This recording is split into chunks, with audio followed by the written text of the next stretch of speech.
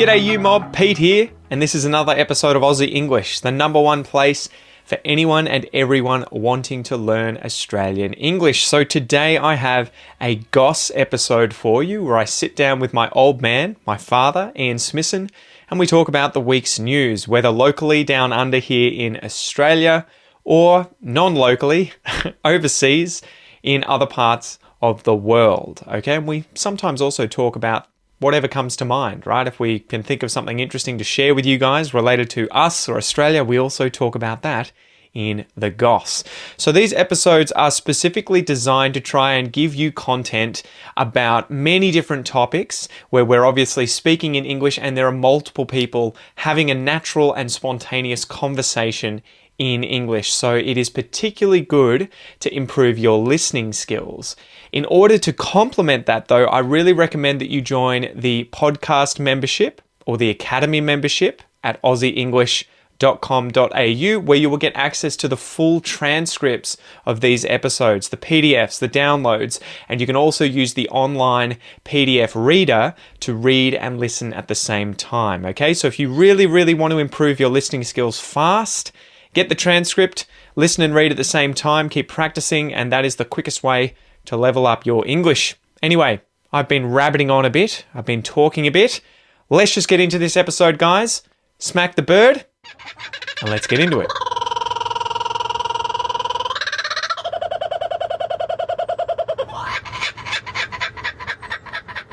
So, what's on the next, No More Idiots? No, a couple of stories. One, and this one's not so much a news story as an anti-news story. And it'll become obvious what I mean. No, I'm not going to talk about Turdock. Turdock. Good one. This is about... We're going to get sued. Rupert? Bring it on. Take me for everything I'm not worth. Take me for everything I'm not worth, exactly. Yeah, whatever I'm not worth, you can have. Yeah. Shark bite fatalities have tripled. Headlines. Oh, okay, yeah. So should we be worried? I wanted to talk about too. And this is one of these ones where you go, and it hits the press every time there is a shark attack in Australia. It hits the press, and obviously, it's potentially a tragedy for the victim. But it's also a big, bloody fear of the average person. Ironically, it doesn't appear to be enough of a fear to stop people going in the water, but that's a different story. But then when you get these headlines about, shark bite fatalities have tripled, they've tripled from 2 to or 7. 3 a year over the last few years to 7 so far in 10 months and 10 and a half months this year. Mm-hmm. And so, yes, they've tripled, but when you're starting at 2, it doesn't take much to triple it. Well, but that'd be like with the COVID stuff, right? I think today we got 7 cases. We got 7, which is it's a 700% increase on yesterday. Jesus, we had 1 yesterday. Yeah. Like COVID's gone crazy. I know. And you're just like, well, how do we know it's not just a blip? Yeah. So the story, it turns out that if you ignore, and this article talks about the deleting, there have been 21 attacks this year, since the 1st of January in Australia. 2/3 got away. They survived. 3 of those, whoever they is, the infamous they, classifying them as provoked attacks. Provoked. Well, they went chasing the shark and grabbed its tail. Yeah, well, not so much that, but these are people who are deliberately interacting with the shark and they end up getting attacked. So they're actually removed from the accidental attacks. So it's not just you're on your surfboard, blah, blah, swimming around and you go, oops, what happened? Where's my leg? Yeah. Did you see that image before we continue? No. Did you see the video of... What are we going to do? Yeah, go for it. Grab me another one too. Yeah. Did you want to swap over or the same? I'll go the same one. Keep talking while I there was a video of a guy just paddling around. Someone's got their drone out. And this is the interesting thing. Now that we have so many drones on beaches, as well as people with their phones, we quite often see all sorts of things. Ramifications of the attacks or the attacks themselves or close encounters. And this year there's been quite a few that have made the headlines of these close encounters where this footage was the drone up in the air. Dad's lost the foam all over the place. Lost it. Gave it a bit of a shake. I didn't do anything. It wasn't my fault. Wasn't my fault. So the Bart Simpson defence, I didn't do it. The drone... you can have this one, you ready? Yeah, that's it. Oh, it's all good. No, it's this beer. It's that beer, isn't it? Going crazy. All right. You don't mind the table? The drone footage... it's all good. Shut up. The drone footage is in the sky looking down at this surfer, and you see this great white come up behind him. and in fact, I think it's below him initially. It circles around, and I think, there are all these people saying, "Get out! Get out! Get out!" Yeah, exactly. He's waving. And so he just keeps paddling along slowly, and the great white comes right up behind his board, and he, I think, just kicks right in front of its face. And it just makes a thrash and disappears off into the distance. Yeah. And the thrash gets him to turn around, and he doesn't see it because it disappears. He just hears the water. And then afterwards, he gets out of the waves, gets onto the beach, and the guy with the drone... Hey, have a look at this! He's like, do you want to take a look at what that was? I'm like, Jesus. And there was another video that I saw recently where I think it was for 5 minutes... A spear fisherman he obviously dived off his boat. He's looking for fish. He gets taken away, or meanders off in the water underwater for hundreds of meters. Surfaces, and he's 400 meters away from his boat. He can see it, but then as he goes back under the water, there's a great white, massive female, under the water, and he has to. It's like the most frightening video because it's the point of view footage where he's got a GoPro on the top of his head. So it's as if you're there with him as that person. And he's snorkeling, I think. I don't think he's diving. So he can't stay under the water the entire time. Yeah. And so he's at the surface of the water just below it and has to keep coming. It's like literally out of a horror film. He has to keep going under the water to see where the shark is, holding his spear gun out and just waiting for it to attack. At the same time trying to swim back to the boat. And trying to get a breath. Yeah. And so he keeps going up, gets a breath, comes back down, the shark gets closer, sort of goes around, and then finally it has a go at him. And he, I think, shoves the spear in its mouth, goes away, comes back, has another go, and just manages to get take half his flipper. And then just disappears. It's like, this is not worth it. Yeah, tastes like crap. But for 5 minutes, you're like, that must have been the longest 5 minutes of this guy's life. Well, it's not just the 5 minutes. It's the fact that the 5 minutes could have been 5 hours. Yeah. He didn't know how long it was going to end up being. And just seeing the footage, guys, look this up. You'll see the footage online. It's just horrifying of the fact that he has to keep getting his head above water or close to the surface to get air. And each time he does that, the shark obviously disappears from view. And, he's above the water looking for his boat, looks around, then goes back underwater and has to try and find the shark again.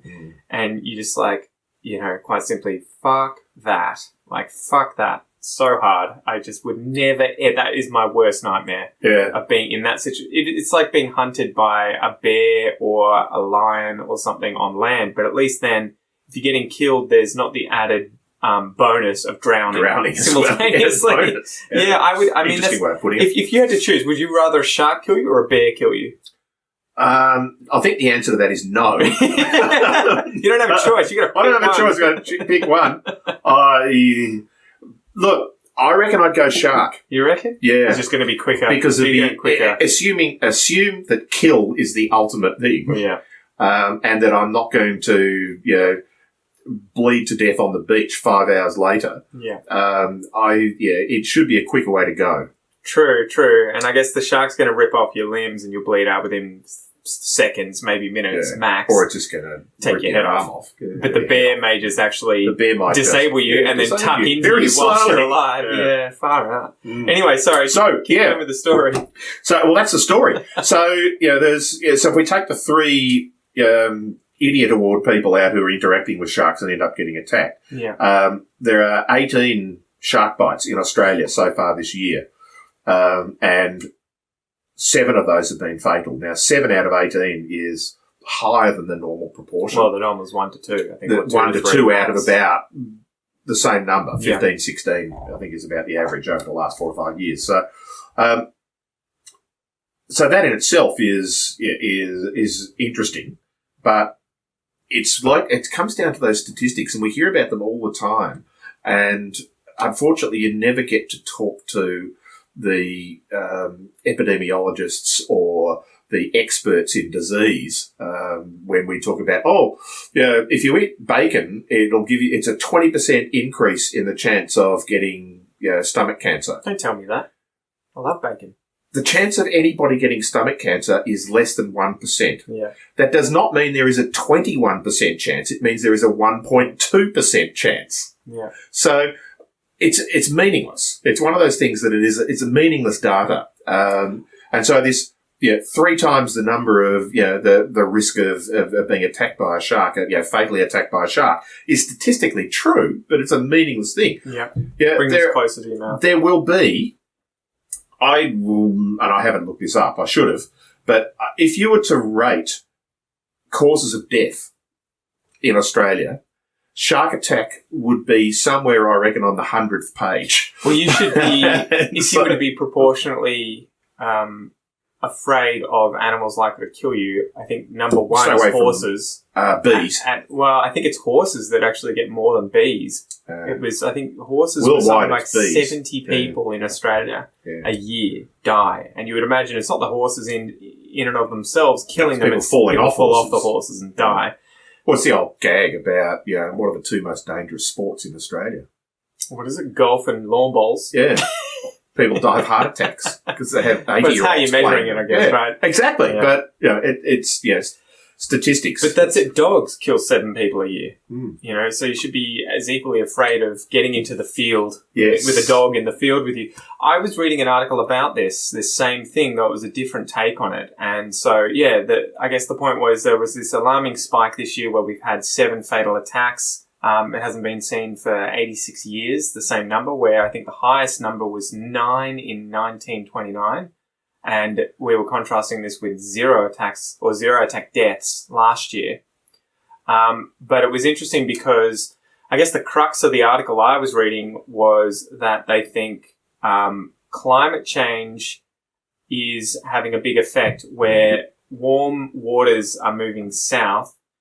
And as a result, you have these larger predators like tiger sharks and bull sharks, which prefer warmer waters moving south. And then with great white sharks that actually prefer colder waters, apparently there was something going on with the movement of water that's pushing the cold water into the coastline.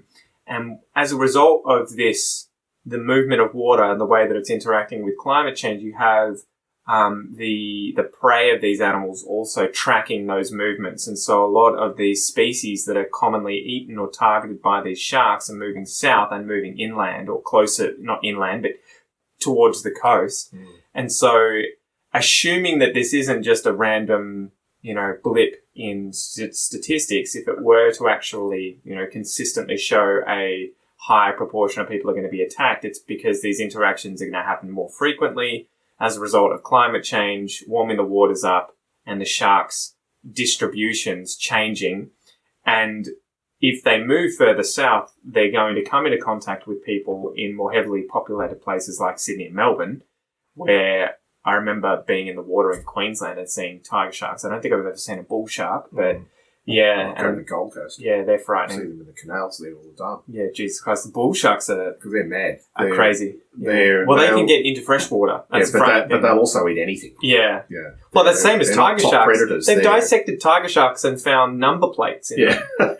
Because obviously their sensory organ at the front of their face that allows them to sense, I think, electricity in the water. Detects metal as well. Yeah, it can detect metal, and so they'll get interested by that sort of stuff and pick that up. But I remember there was a crazy article about when we had those floods in southeast Queensland, and there were people stuck inside of McDonald's, and they saw a bull shark swimming down the street in about a metre of water, and we're just like, what the hell? What kind of nightmare is that?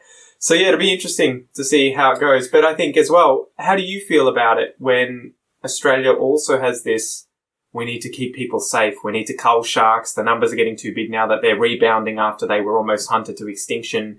We have drum lines, we have shark nets, which pick up and kill a lot of sharks. They may deter some of them, but they also kill a lot of other animals like whales and turtles. And seals.